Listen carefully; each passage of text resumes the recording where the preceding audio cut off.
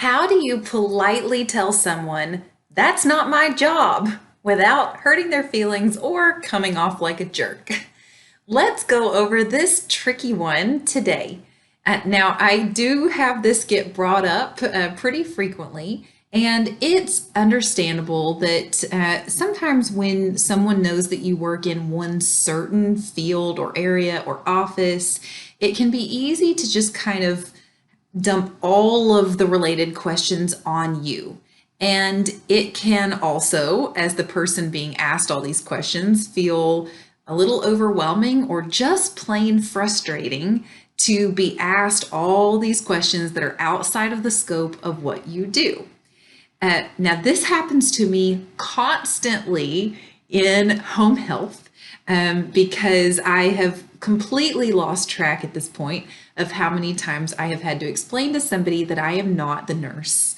A lot of times in home health, the patients are elderly and they just assume that every single person walking through the door is a nurse. You're in scrubs, so you must be a nurse. I've been called the therapy nurse many times by my patients. Maybe they'll pick up the phone and say, the therapy nurse is here. Can I call you back?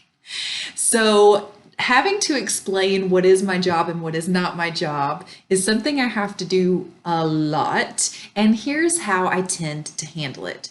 I don't ever want to come across as rude or condescending, dismissive, or ugly, but I'm also not here to do things that are outside of my scope of practice or to try to answer a question that's not really mine to answer. So maybe there might be, let's go over two scenarios where this might come up. One of the things that comes up a lot for me working in home health is the patient might ask me if I can order certain medical supplies of theirs, maybe wound care supplies or something like that. Now, it's understandable. I work for the company. Why can't I do it? Well, truthfully, I can't do it. I don't have access to that particular system because it doesn't fall under my scope of practice. I am not the person providing the wound care, the nurses. So therefore, I do not have access to the system that can order those supplies. If you need a potty chair or a walker, I'm your girl. If you need gauze and tape and saline and these sorts of things, you're going to have to wait till Anna can come to see you tomorrow and then she can take care of it. But instead of just saying, that's not my job, I don't do that, which is terrible customer service and very rude and would be a very frustrating thing to tell the patient, I just usually say something like, I would love to be able to help you with that, but unfortunately, since I'm not the nurse and I'm not the one who does the wound care, I actually don't have access to order those supplies for you. But what I can do is, shoot an email over to the nurse to let her know that you're running low on those supplies so that when she comes to see you tomorrow, she can make sure and order those things for you. But don't you forget to tell her about it either, right? Because otherwise it's easy to forget things. So you make sure and remind her tomorrow, and I'll send her an email today, and I'm sure she can take care of that for you.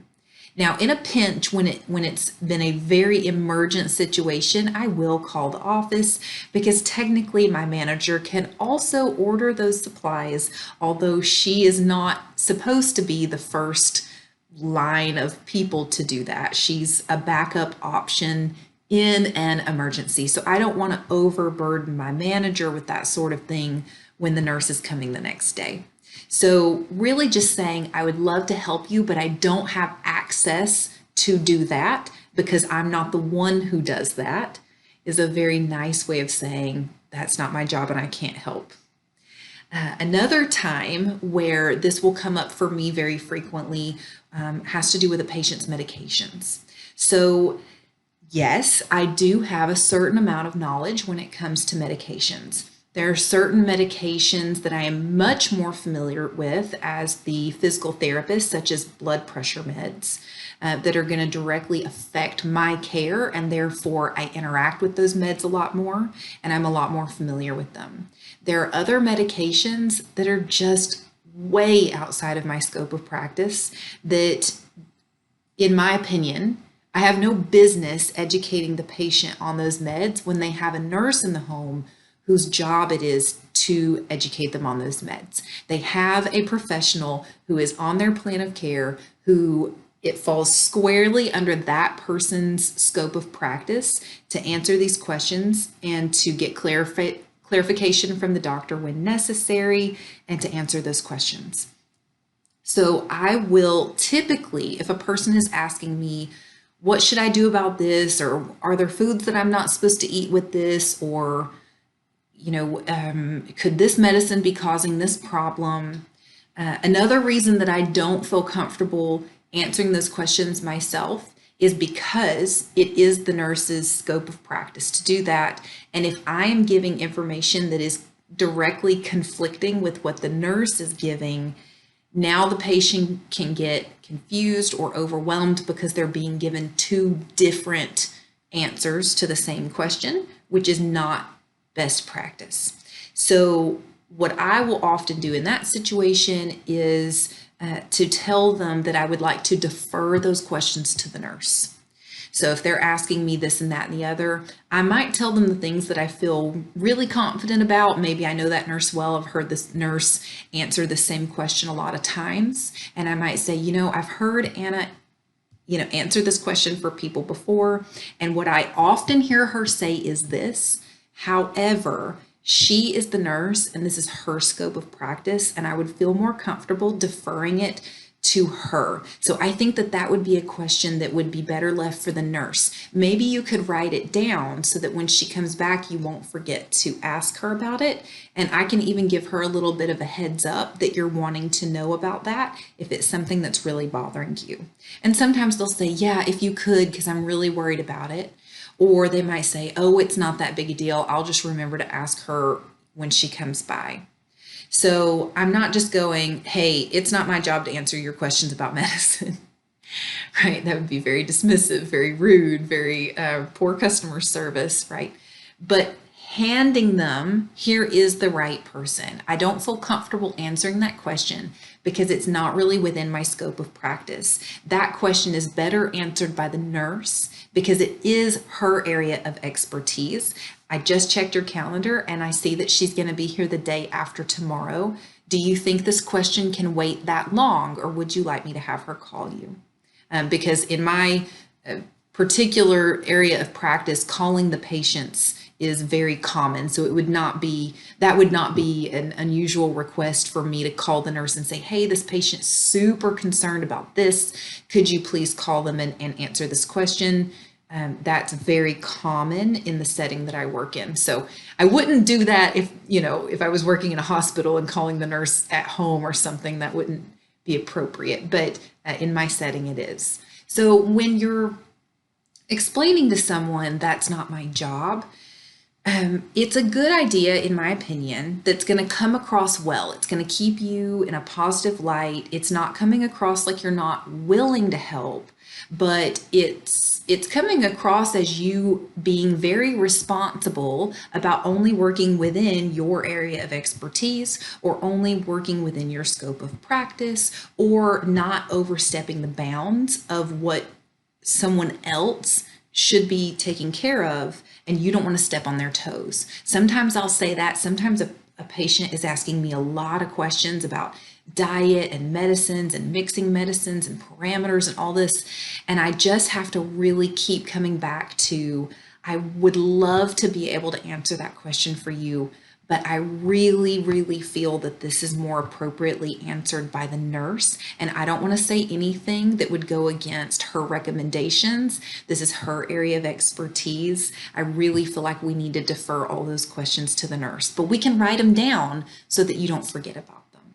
So even if you're in an office setting and someone's asking you, what about this report, or what about this program, or what about this, it's perfectly fine and very reasonable for you to say, I would love to answer that question, but that's not actually my area of expertise. I think the better person to ask would be this person.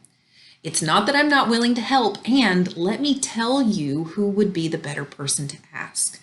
A lot of times somebody might be asking you even if they know that you're not really the right person to ask, because you're the only person they know. They're just coming to the person they know and they trust. And it's perfectly fine for you to hand them off to the more appropriate person. You know what? I'm really not the one to answer that question for you. I don't want to tell you the wrong thing. The person that you really want to answer that question for you is this person, and here's how you can get a hold of them. So I hope that that helps a little bit with the whole "it's not my job" thing. It's all about how you say it, how you present it, and giving them the person whose job it is. Because if you just say "that's not my job" and you walk off, you have just made everything so much harder on that person. So you should most likely know who it is that would be better to answer that question and point them in that direction. Maybe you're not sure. Maybe you might go the extra mile in a customer service sort of situation to say, you know what? I am not the right person to answer that question for you. And I actually am not even sure who would need to answer that question for you. Will you hold on, or can I get back to you and let me go ask my manager or whoever who would be the right person, and let me get back to you? And most of the time, they will be so grateful that you were willing to give. They just want to know who to ask. They're just trying to get an answer to their question. And, you know, if you're feeling extra helpful that day, you might say, give me just a second. And I've done that before. I'll call my manager while I'm in a patient's home and say, hey, the patient has a question about this, and I don't know the answer, and I actually don't even know who would be the right person to ask about this. Do you know who would be the right person to ask about this? And my manager, if I don't know, usually my manager knows. Yes, we can ask this person, or we can send an email here, or maybe she might even have to say, I'm going to have to send an email to so-and-so in order to get the answer to that question. Okay, we took care of it, right? Customer service. We took care of that person's needs, and they're going to be very grateful for that. But if it's not in your scope of practice, it's not your area of expertise, it's not your job, you don't have to take that on. You don't have to try to solve a problem that's outside of your area of expertise to solve. You don't have to take on a job that's not yours. You don't have to answer questions that you don't know the answer to.